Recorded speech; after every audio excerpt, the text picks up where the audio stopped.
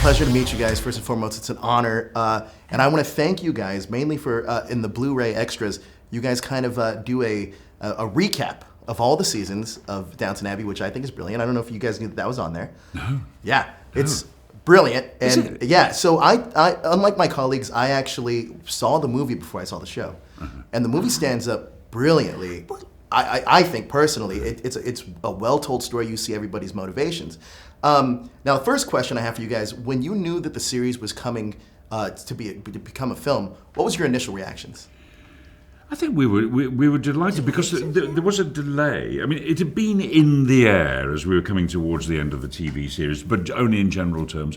And we're both experienced enough not to believe any rumours until there's a script. Sure. Show me a script, then we can talk. Or until you're on the set on the first day of filming. So it took a long time to materialise, really. And then when we got the script with this visit to the royal family, we thought, oh, that's good, because it keeps us in the house. It keeps it about the house, which is what the fans love. They love us being in Downton Abbey, the regular characters all being involved, and it seemed to be all involved. And it seemed to be a very clever way of doing that. Personally, I was delighted that Mr. Carson came out of retirement. Sure. I should be rather upset if there's a film and I'm not in it. So I think it sort of ticked all those boxes, and it's great to hear you say, Joe, that you could see the film not having seen the series, and it worked for you. Yeah, now I want to go back and see every key moment because I got so invested into all the characters. Oh, great! It's brilliant. Now the question is, how has married life been treating the Carsons?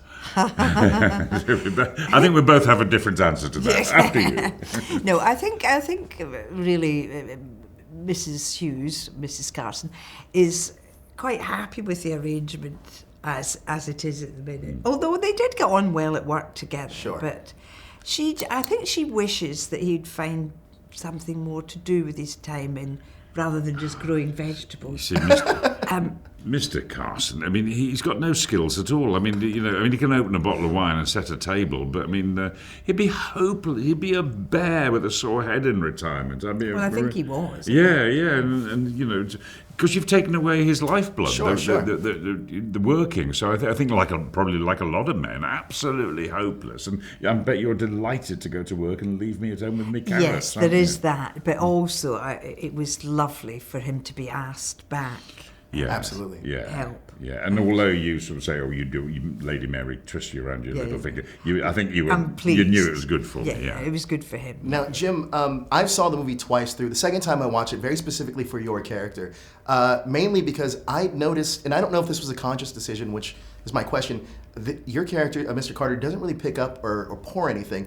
Is that due to his medical condition? Is that a conscious decision that you made? No, I think it was a decision was made probably in the script that the medical condition had disappeared. Okay. Really. So it never. I think it would have been. There was a potential to. I think it would have been quite interesting if it had come back just as he was about to pour drink for the king. Will he survive? Oh, he makes it. But we sort of sidelined it for the film. Really, retirement had cured me. But very perceptive of you to think I was deliberately avoiding. Yeah, I was like, wow, great choice. Yeah. All that gardening has sorted you out. Yeah. Now, it was a great choice. Thank you. I'll use that. Yeah. Now, do you think that now that they're married, that their working has affected their relationship at all? Going back to the house going back to Downton Abbey. What you mean, both being there? Being married and expressing their feelings for each other. Do you think that has affected their work relationship at all? I don't think so. I thought it was nice this time when you were all a bit sort of. Can I do it? And you bolstered Michael. Yeah, you were born to do this. Now go ahead and serve your king. I think it's a lovely relationship because in reality the butler and the housekeeper would never marry. Sure. They were single people.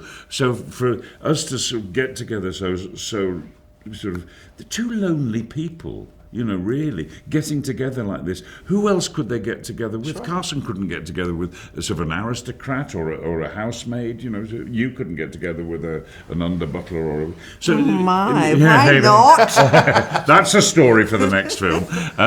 So the two lonely people should come together because we're a good team together, and that comes over. And I think professionally we're a good team. That brings me to my next question. Right into it. Can you talk to me, because you guys have great chemistry and you've built that up over the years. Talk to me what the key element is about having great chemistry on camera.